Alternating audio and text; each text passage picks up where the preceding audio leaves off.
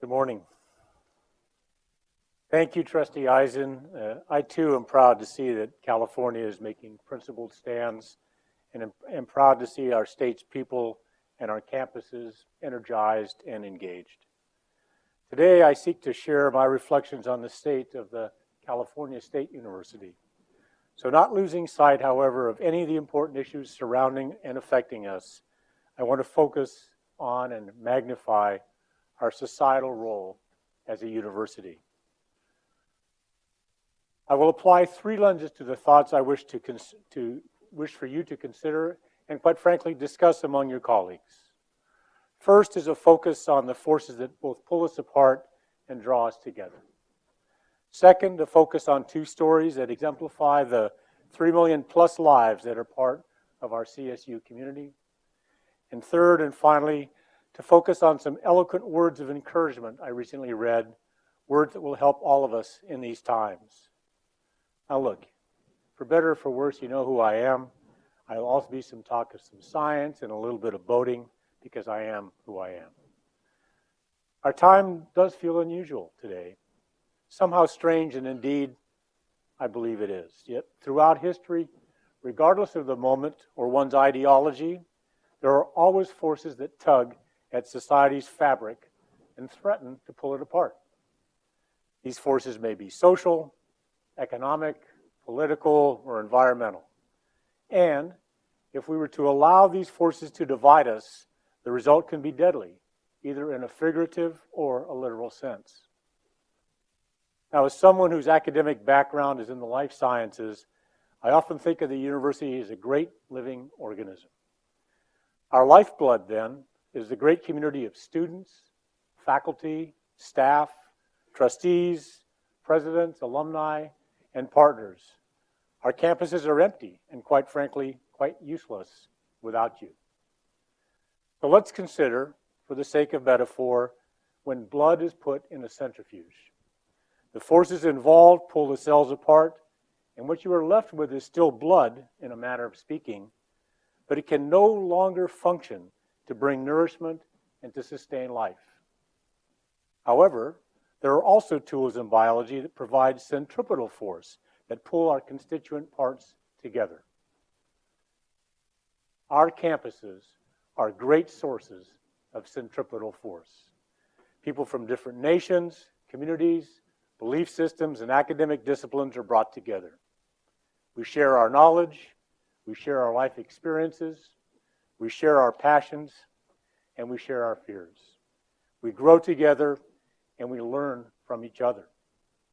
And in the process, we create and sustain something, a quality of life that is greater than we could ever achieve alone. That is why this great living thing that we know as the university has a personality that is first and foremost defined by audacious hope, the conviction that a better tomorrow is possible, and when we stay with it, inevitable. And because the CSU is a living organism, it is a species that is unique to California, like one of Chair Eisen's rare birds that she speaks about from time to time. The California State University is California's state university. We are unwavering in our commitment to inclusive excellence in our environment of learning and discovery, and we share in California's principled stance on women's rights, civil rights, LGBT rights, immigrant rights, religious tolerance, among other attributes. And just as the centrifuge separates and destroys the life-sustaining properties of blood, we recognize that individual rights are not divisible alternatives, but rather mutually reinforcing and essential elements of our shared human rights. We know that recognizing the rights of others in no way diminishes any of us. Rather, a common understanding of human dignity enhances all of us. Our position is already clear on protecting students without residency documentation. It is our principled stand that every student has the right to succeed in education and in life, and we will go as far as state and federal laws allow to ensure all students have that opportunity. Why? Because we know that a person's intelligence, their capacity for learning and advancing human progress, in no way depends on what side of a border they were born on. We know that an empowered person does not take opportunity from others. Rather, they create opportunity for those who surround them. We know this as a university. I know this personally as an immigrant from Argentina. And this fact is evidenced in the story of a Chico State alumnus. Sergio Garcia was brought to the United States twice as a child, once when he was an infant and once when he was a teen. In Sergio's story, we see a child who thrives in English-speaking schools until the age of 9, returns to Mexico and must relearn Spanish in order to continue to pursue his passion of knowledge, then returns to California in those difficult teen years to again reorient his friendships and his language skills while continuing to make academic progress. Not only did this child become teenager, become young man, do so, but he maintained stellar academic performance, enough so that he had his pick of elite schools after high school where he intended to study pre-law. Or rather, he would have had his pick if he had immigration documentation.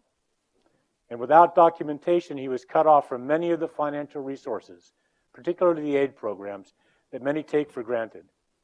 In California, thankfully, we now have the state's DREAM Act, but that was not in place for Sergio. But he was undaunted.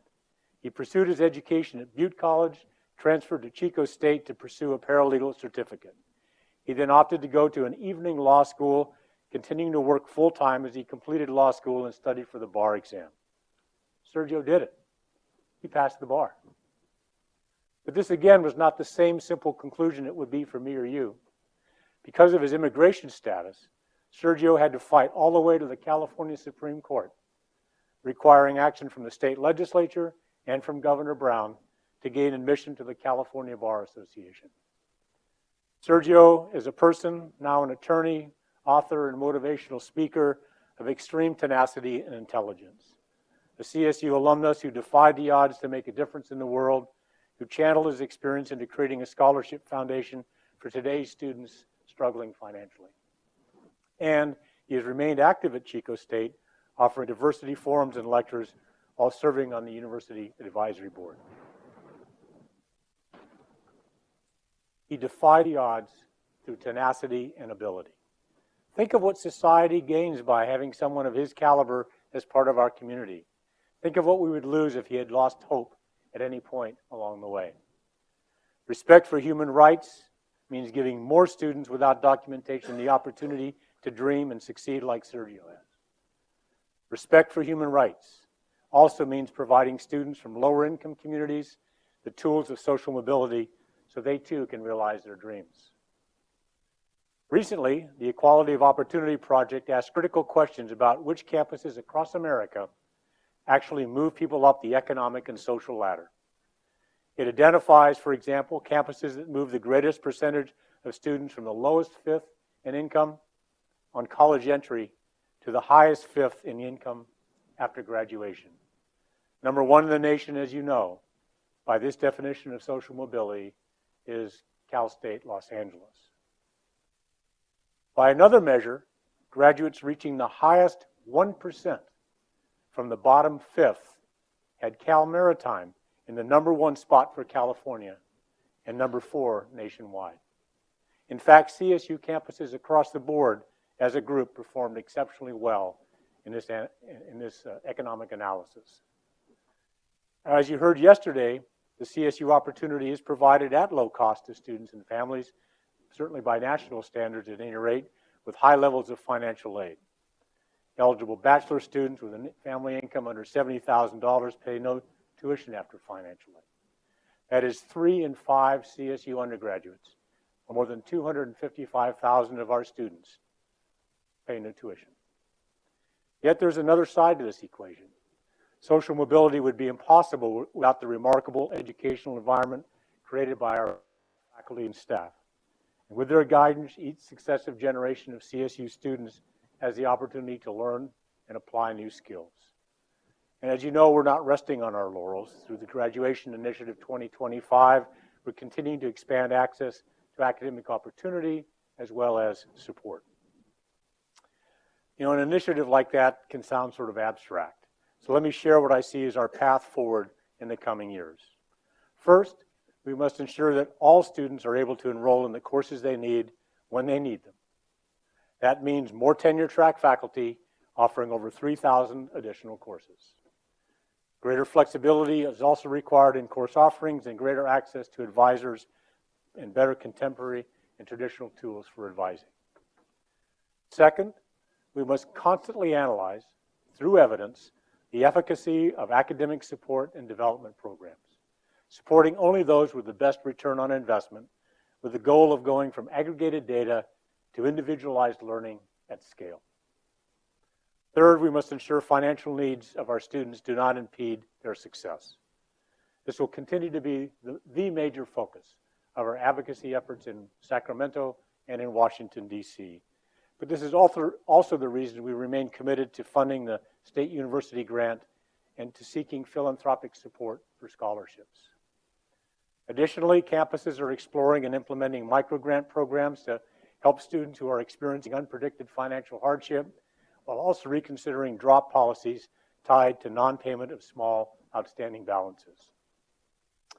Fourth, we must relentlessly identify and remove unnecessary administrative barriers that slow or prevent students from progressing towards degree. We must make conscious choices to give greater weight to student progress as we balance that with operational habits or requirements.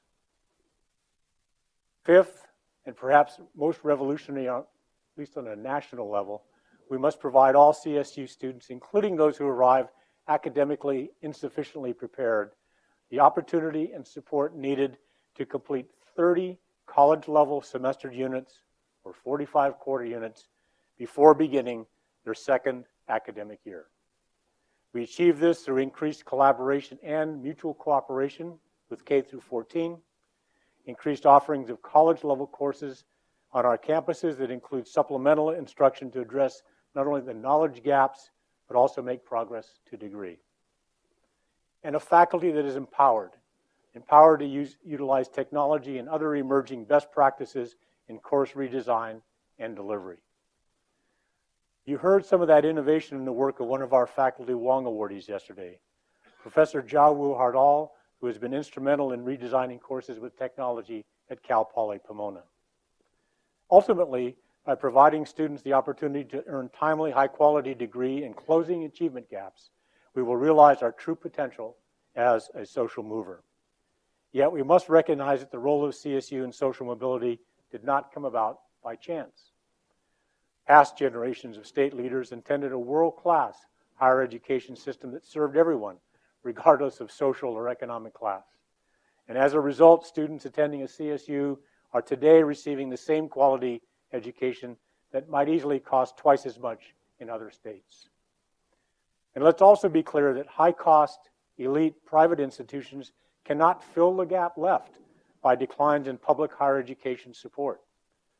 Public colleges and universities, none better than the CSU, with the highest mobility rates, have annual instructional expenditures less than $6,500 per student on average. That is far more sustainable at scale than the $87,000 per student spent annually on instruction at elite private colleges. This is not to diminish the role these elite institutions play in America, but they are not the right vehicle for social mobility or for educating Californians at the scale required to meet the economic and social needs of tomorrow. We, at the California State University, are. Broad opportunity with low cost and high quality is only possible through public higher education. And as a result of past investment, California is today a hub of knowledge-based industries in computer science, data science, biotechnology, jet propulsion, and engineering design. Public higher education powers the iconic Californian industries in film, animation, tourism, and agriculture. Every California industry, is connected to our public higher education system, with 1 in 10 working professionals graduating from a California State University campus. Without the CSU, many students, particularly those of color or of low income, would never have the chance to acquire the knowledge to compete in these industries and become upwardly mobile. So the next time you're on a campus, just spend a few moments in the quad or in the commons. Pause to contemplate who we serve.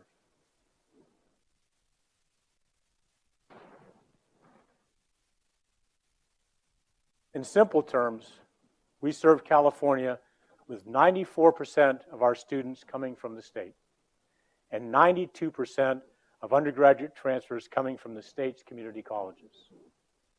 I'll pause a moment on the transfer students because I believe this is one of the areas we truly excel and are doing better every year in both creating viable pathways for students from college to university, but also ensuring that transfer students are fully engaged and included in the campus community.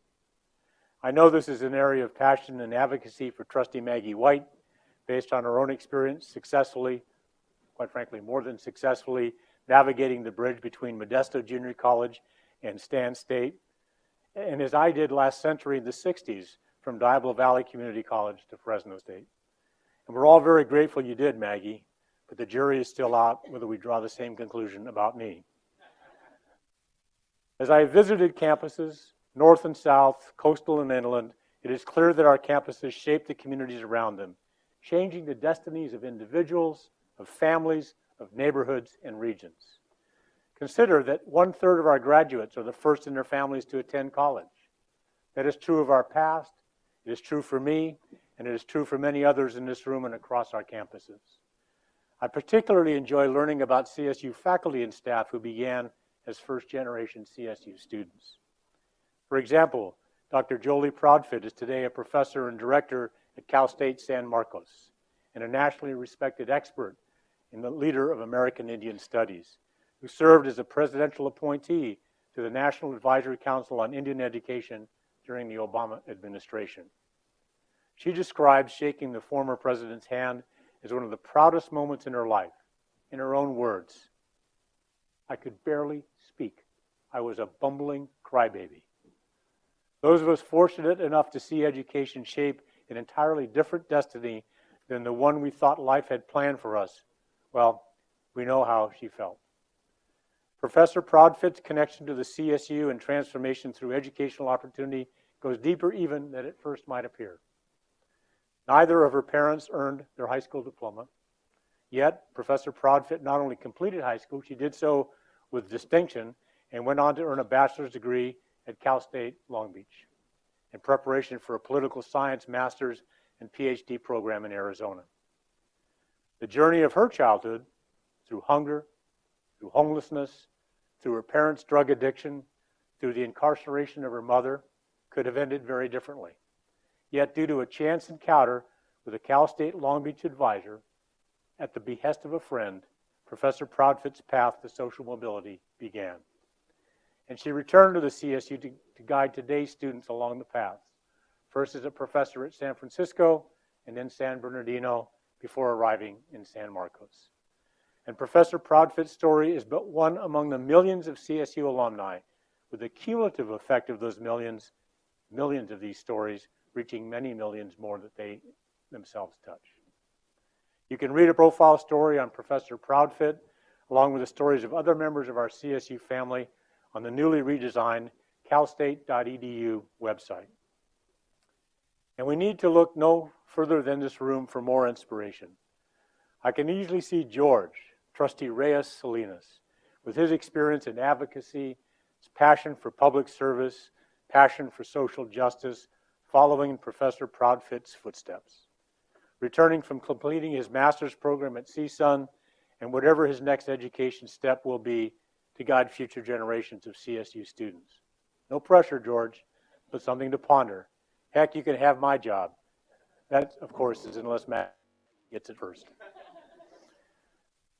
Indeed, the inspirational stories we hear every day and the profiles posted at calstate.edu, along with the stories found on the 23 campus websites, are snapshot reminders of who we are and whom we serve, proudly and without apology. So how does this narrative influence the many issues we face in this room? Well, first, we must understand whom we serve as we talk to the public and lawmakers. For many, their idea of a college student is still a stylized version from television or film, often a person of family wealth and privilege. We must remind those who hold us accountable and those who advocate on our behalf of the reality of our students, again, without apology, but to dispel the fiction. I believe doing so will change the way the state talks about public higher education funding and hopefully acts. It will also influence the conversation and decisions about tuition, which reflect the shifting of burden from the state to the student. Second, we can no longer condone the view that public higher educational funding is optional. Rather, it is an essential component of the future we are building together, a future where all students have the opportunity to earn timely, relevant, quality bachelor's degrees that redefine what is possible for them and their communities. It is the Californian, it is the American thing to do.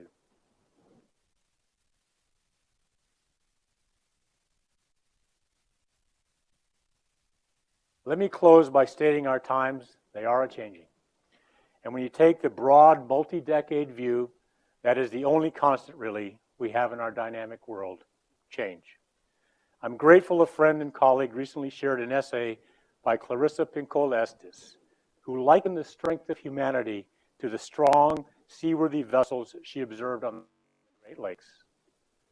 Now, you're all learning I'm a fan of maritime analogies, just perhaps as Chair Eisen is of bird analogies, so bear with me as I navigate through this.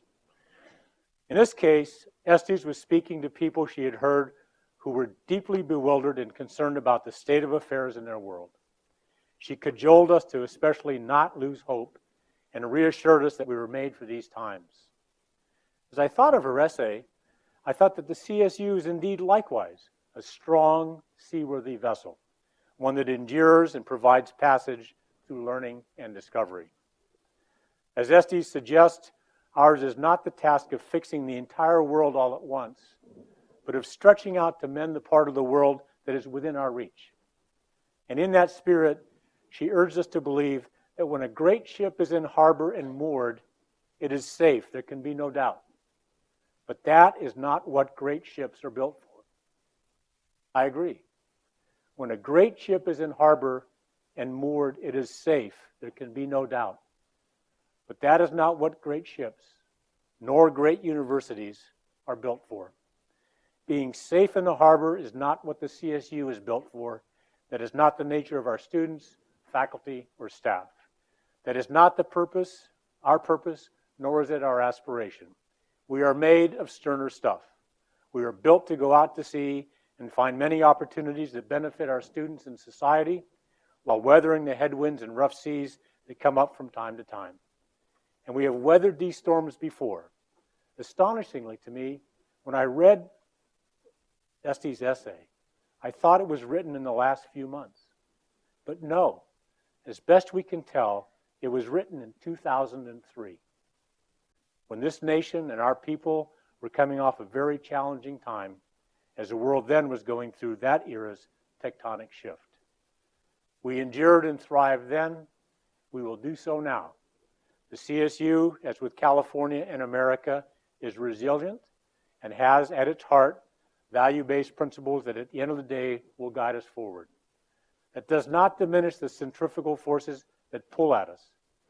Indeed, there are differences of opinion in our university, just as there are in society. There are those who think we have gone too far, others who think we have not come far enough. Today's out-of-place belief may become commonplace tomorrow, as they did through the suffragette, the civil rights, and the LGBT rights movements. Universities are often centers of these moments and of these movements, places of learning but also of debate. And as mentioned, we provide the centripetal forces that bring us together, respecting differences and identifying commonalities of humanity and of purpose. Therefore, some conflict is inevitable and for me even welcome, so long as it is respectful, so long as the reasonable guides on time, place, and manner are respected, as long as we respect our campuses and each other. Look, I'm not saying that one should change their firmly held beliefs, yet a person who hears only things that they already believe learns nothing new and becomes intellectually stagnant. And even if you hear a contrary argument only in order to defeat it, you must hear it first. The state of the CSU is strong and will remain strong as long as we continue to respectfully hear each other and then vigorously advocate for our beliefs and our common humanity. I thank you for embodying all that is right about the California State University.